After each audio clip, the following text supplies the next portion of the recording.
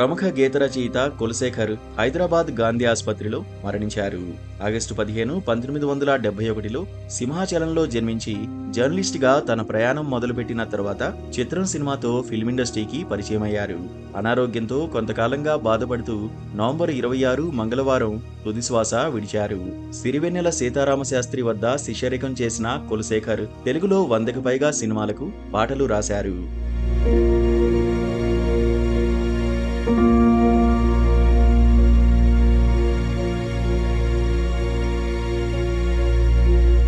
నిజానికి అప్పట్లో కుర్రకారును ఉర్రూతులెగించే పాటలను రాసి కులశేఖర్ అనే పేరు ఫిల్మ్ ఇండస్ట్రీలో మారుమోగేలా చేశారు.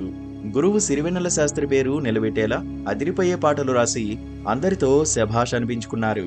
చిత్రం, జయం, ఘర్షణ, వసంతం, ఇంద్ర, నువ్వు నేను, అవునన్నా కాదన్నా, సుబ్బు లాంటి ఎన్నో సినిమాలకు కులశేఖర్ పాటలు రాశారు.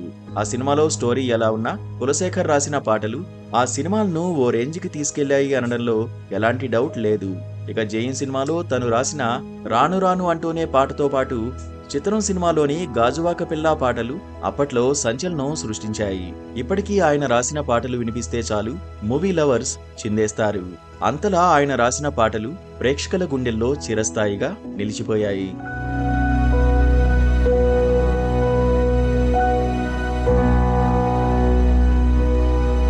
మరోవైపు గీత రచయితగా బిజీగా ఉండగానే దర్శకుడిగా మారి ప్రేమలేఖ రాశ అనే సినిమా చేశారు కులశేఖర్. కాకపోతే ఆ సినిమా రిలీజ్ ఆలస్యం కావడంతో మానసికంగా కృంగిపోయారు.